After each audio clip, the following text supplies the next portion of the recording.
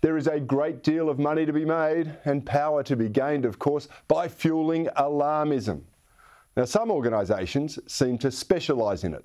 Naturally, they also have the solution, which coincidentally further empowers or enriches them.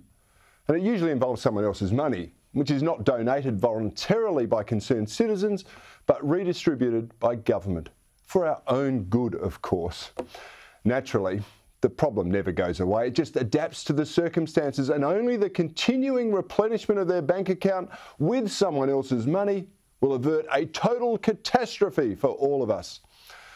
Hey, it's a very neat business model if you can crack it, and plenty do. The entire climate change alarmism business is built around it. The shrill voices get handouts to become even shriller and more professional scaremongers and scroungers than they already are. In fact, it's mostly the eco-zealots who fit into this category. Every week there's a new endangered species or a threatened species of fungi to save. And some organisations, though, have a much grander vision than just saving the environment. They want to save us all from ourselves. And one of those I've spoken about regularly on this program is the World Economic Forum.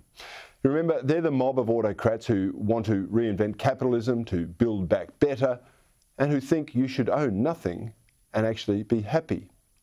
Well, you have to admire the chutzpah.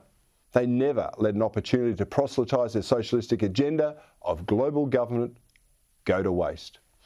You see, they've morphed from green tyranny of the West to pandemic pushes of progressive politics, and I use the term progressive for alliteration purposes only.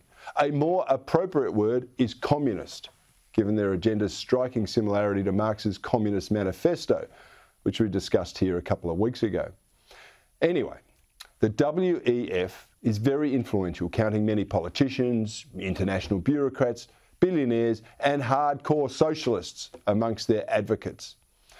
It's probably just a coincidence that many of these groups were also involved in a, quote, live simulation exercise to prepare public and private leaders for pandemic response way back in October 2019.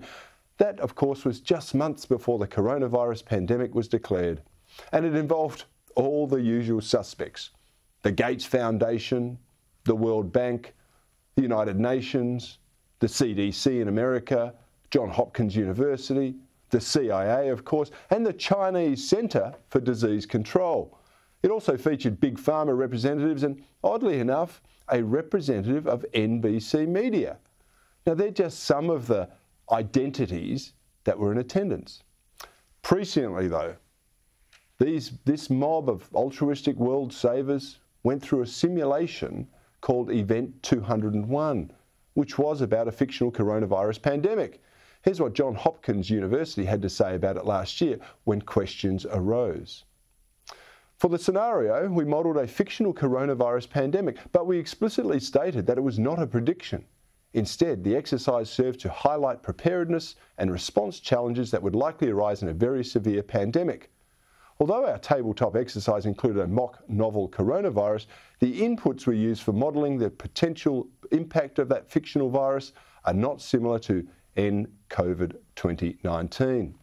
See, it's all just a coincidence. I mean, just because the players in the simulation are many of the same ones running the current agenda, there is absolutely nothing to see here. Move along. There is nothing to see.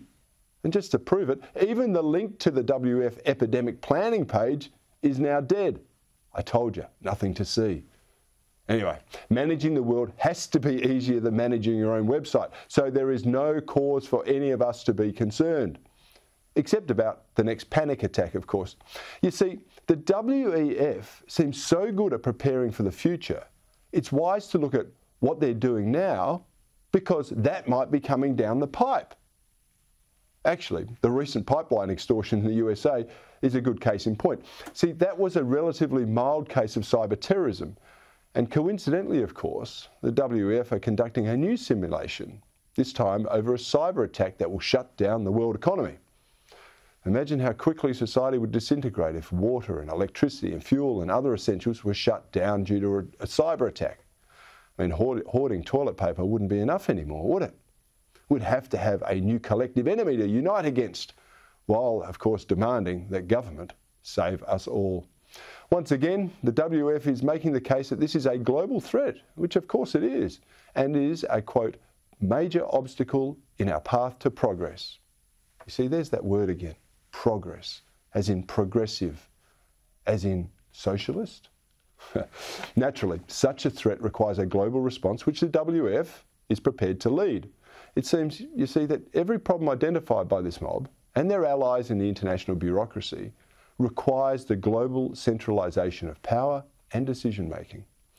And this latest simulation neatly fits in with their Great Reset agenda. Now, only time will tell if their concerns over a cyber attack that shuts the world will prove as prescient as their pandemic simulation. If it does, I suspect it would open up a raft of questions as to just how contrived these weapons of mass hysteria may actually be.